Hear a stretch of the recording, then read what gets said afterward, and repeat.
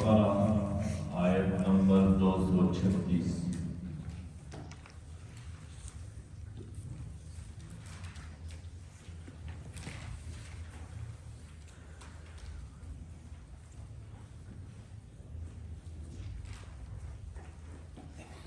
أعوذ بالله من الشيطان الرجيم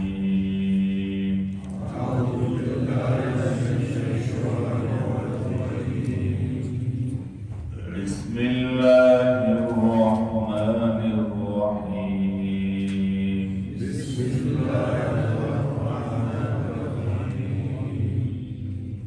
لا جناح عليكم إن طلقتم النساء ما لم تمسوهن أو تفرضوا لهن فريضة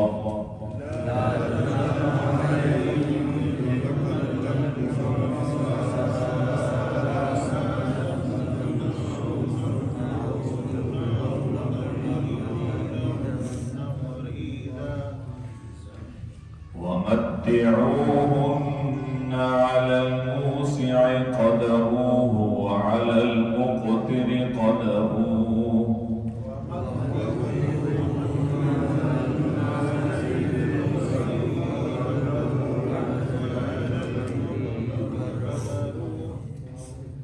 متاعا بالمعروف حقا على المحسنين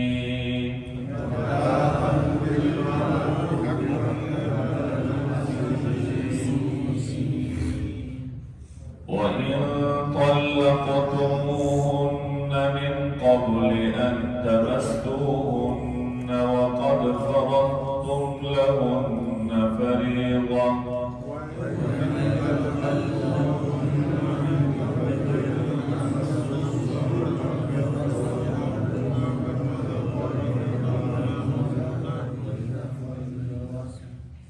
فنصف ما فرضتم إلا أن يعفون أو يعفو الذي بيده عقدة النكاح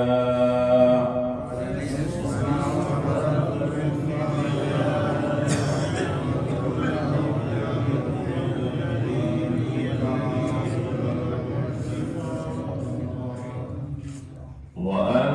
تعفوا أقرب للتقوى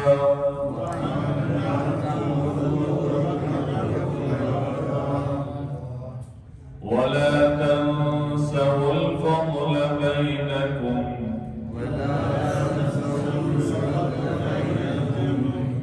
إن الله بما تعملون بصير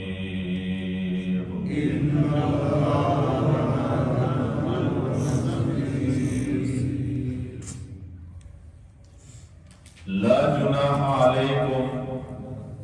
कुछ गुनाह नहीं है तुम पर इन तल्लक़्तुमुन निसा अगर तलाक दो तुम औरतों को मा लम तमस्सूहुन्ना उस वक्त कि उनको हाथ भी न लगाया हो औ तफ़रिदू लहुन्ना फरीदा और न मुक़र्रर किया हो उनके लिए कुछ महर व मत्तिऊहुन्ना और उनको कुछ खर्च दो अलल मूसी मुक़द्दर वाले पर कदरू उसके मुवाफिक है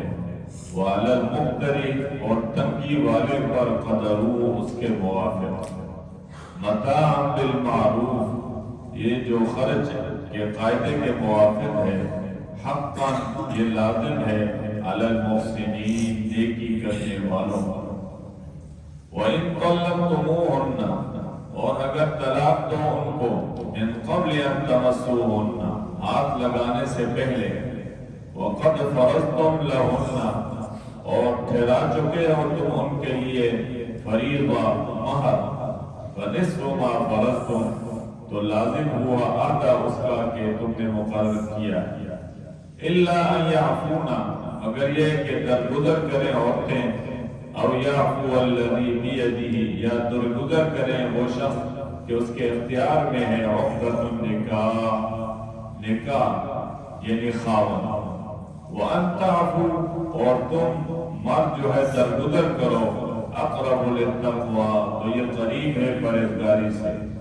وَلَا تَنْسَوْا الْفَضْلَ بَيْنَكُمْ اور نہ بھلا دو احسان کرنا آپس میں ان اللہ بما تعملون بصیر بے شک اللہ جو کچھ تم کرتے ہو خوب دیکھتا ہے۔ ان دونوں آیتوں میں دو مسئلے بیان ہیں۔ پہلی آیت میں یہ مسئلہ بیان ہوا کہ کسی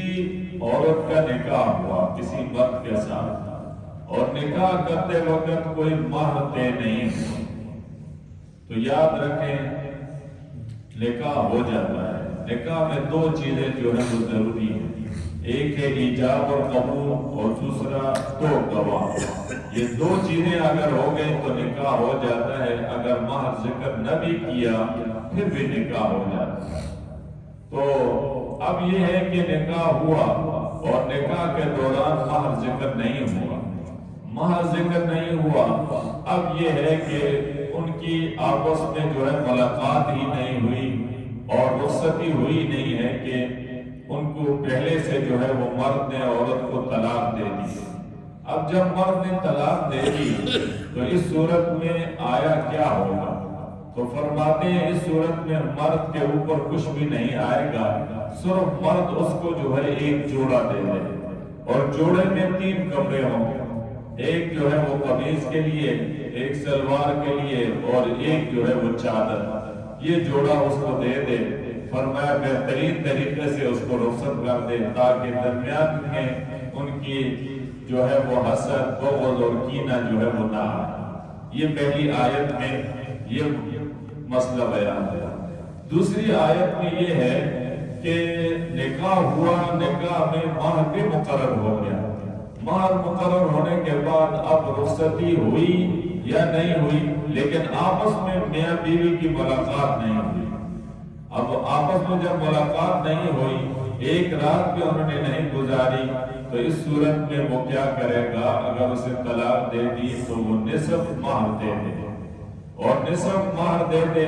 یا قرآن میں اللہ کریم یہ بھی فرما رہے ہیں کہ وہ ایسا کرے کہ وہ جو نصف نہیں بلکہ جتنا پورا مہر ہے سارا کا سارا دے دے، تو یہ اس کے ساتھ احسان ہو جائے گا اس لڑکی کے ساتھ۔ اور فرمایا اگر وہ لڑکی وہ نصف مہر بھی معاف کر دے اور کہے کہ میں اس سے کچھ بھی نہیں لیتی تو لہذا اس صورت میں بھی بہتر ہے۔ اس لیے اللہ تبارک و تعالی فرماتے ہیں کہ اگر معاف کرے تو یہ تقوی کے زیادہ قریب ہے، اور فرمایا کہ ایک دوسرے کے درمیان احسان کو جو ہے وہ نہ بھلاؤ بلکہ ایک دوسرے کے ساتھ احسان کرو۔ احسان کر کے اگر رخصتی ہوگی تو اس صورت میں دونوں خاندانوں کے درمیان ناچاقی نہیں ہوگی اور دشمنیاں نہیں ہوں گی، قدورتیں نہیں آئیں گی، نفرتیں نہیں آئیں گی۔ اس لیے اللہ تبارک و تعالیٰ یہ دو مسئلے جو ہے 2 آیات کے اندر ذکر فرمائے۔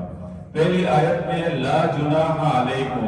یعنی تمہارے اوپر کوئی گناہ نہیں، ان طلقتم النساء، اگر تم عورتوں کو طلاق دو، ما لم تمسوہن، اس وقت کہ ان کو ہاتھ بھی نہ لگایا۔ تو لمس کا معنی ہے ہاتھ لگانا۔ اللہ کریم فرما رہے ہیں طلاق تو دے دی لیکن اس کے ساتھ ہاتھ ہی نہیں لگایا۔ او تفریضوا لہن فریضہ، اور نہ مقرر کیا ہو ان کے لیے کچھ مہر بھی مقرر نہیں کیا،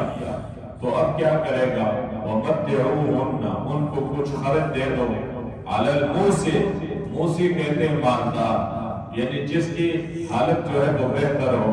تو فرمایا مقدور والے پر اس کے موافق ہے، یعنی جس کی حالت بہتر ہے اس کے مطابق وہ خرچہ اس کو دے۔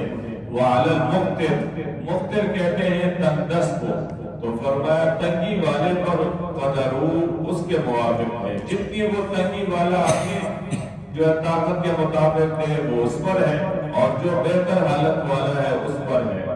فرمایا متاع بالمعروف، جو خرچ کے قاعدے کے موافق ہے، یعنی دستور کے موافق جو عورت کو معاشرے میں کتنا دیا جاتا ہے اسی کے مطابق اس کو وہ دے دے۔ حقا علی المحسنین، یہ لازم ہے نیکی کرنے والوں کو۔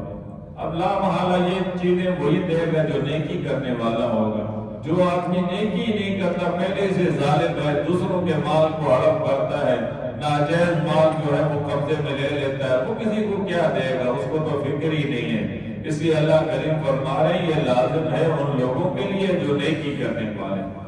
دوسرا مسئلہ وَإِن طَلَّقْتُمُوهُنَّ، فرمایا اگر طلاق دو ان کو من قبل ان تمسوهن، ہاتھ لگانے سے پہلے، ابھی ہاتھ بھی نہیں لگایا، ہاتھ لگانے سے پہلے اس لڑکی کو اس وقت نے طلاق دے دی، وقد فرضتم لهن فریضہ، اور ٹھہرا چکے ہو تم ان کے لیے مہر، یعنی مہر اس کے لیے مقرر کیا ہے نکاح کے وقت،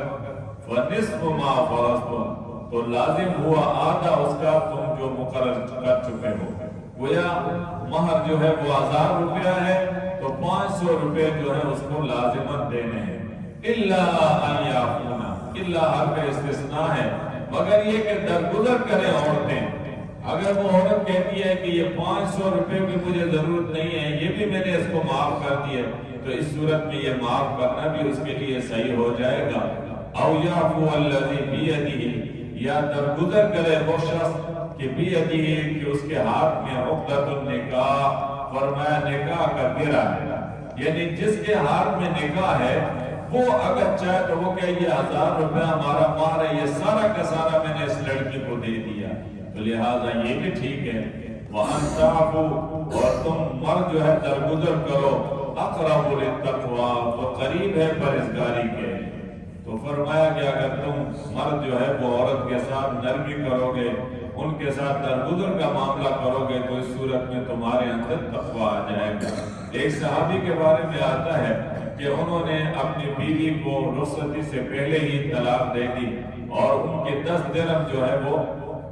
10,000 ان کے جو ہے وہ نکاح میں مہر مقرر ہوا، انہوں نے 10,000 وہ بھی دیے اور 10,000 اس کے ساتھ اور بھی دے دیے، اور کہا یہ بھی میری طرف سے ان کو ہدیہ ہو گیا۔ تو رب العالمین جس کے بارے میں یہ فرما رہے ہیں کہ اگر تم یہ کرو گے تو یہ گویا تقوی کے زیادہ قریب ہے، تو معلوم یہ ہوا یہ مال پھر آ جائے گا، جتنا اس کو اچھے طریقے سے رخصت کریں گے اللہ کریم اس رخصت کرنے والے کے لیے تقوی اور زیادہ فرما دیں۔ وَلَا تَنْسَوْا الْفَضْلَ بَيْنَكُمْ، اور نہ بھلا دو آپس میں احسان کرنا، یعنی احسان ایک دوسرے کے ساتھ کرو، یہ نہیں ہے کہ قدورتیں نفرتیں ہو جائیں، لڑائی شروع ہو جائے، آپس میں جو ہے وہ گولیاں چلنے شروع ہو جائیں، نہیں، فرمایا احسان کرو، جتنا احسان کرو گے اچھے طریقے سے رخصت کرو گے یہ تمہارے لیے بہتر ہے۔ ان اللہ بما تعملون بصیر، بے شک جو کچھ تم کرتے ہو اللہ تبارک و تعالی خوب دیکھتا ہے، اللہ سے کوئی چیز مخفی نہیں ہے، جو نیکی کرو گے اللہ کے سامنے ہے۔ اللہ تبارک و تعالی ہم سب کو قرآن کی سمجھ نصیب فرما دے اور ہماری اولاد کو بھی صاحب قرآن بنا دے۔ الحمدللہ رب العالمین والعاقبۃ للمتقین والصلاة والسلام علی اشرف الانبیاء والمرسلین وعلى آلہ واصحابہ اجمعین۔ ربنا ظلمنا انفسنا وان لم تغفر لنا وترحمنا لنكونن من الخاسرین۔ ربنا توفنا مسلمین والحقنا بالصالحین۔ ربنا لا تجعلنا فتنة للقوم الظالمین ونجنا برحمتك من القوم الكافرين۔ اللهم انصرنا فإنك خير الناصرين۔ یا اللہ ہم سب سے راضی ہو جا، یا اللہ ہمیں بھی تقوی و طہارت والی زندگی نصیب فرما دے، حیا اور پاکدامی والی زندگی نصیب فرما دے۔ یا اللہ ہمیں اسلام اور شریعت کے مطابق زندگی گزارنے کی توفیق نصیب فرما دے، ہمیں حضور صلی اللہ علیہ وسلم کے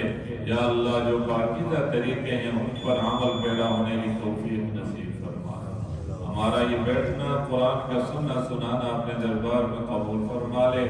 یا اللہ یا اللہ قرآن کا تذکرہ اور یہ حدیث مبارکہ کا جو تذکرہ ہوا اپنے دربار میں قبول فرما لے۔ اے شان والے اللہ سب کو اپنی شان کے مطابق اجر عظیم نصیب فرما دے، سب کی جان مال آبرو کی حفاظت فرما، سب کو حاسدین کے حسد سے، باغزین کے بغض سے، فتنہ اور فساد سے محفوظ فرما۔ یا اللہ امن اور سکون والی زندگی نصیب فرما دے، دنیا کی یا اللہ ذلت اور رسوائی سے محفوظ فرما اور آخرت کی ناکامیوں سے محفوظ فرما دے۔ صلی اللہ علی النبی الأمی وعلی آلہ واصحابہ اجمعین برحمتک یا ارحم الراحمین.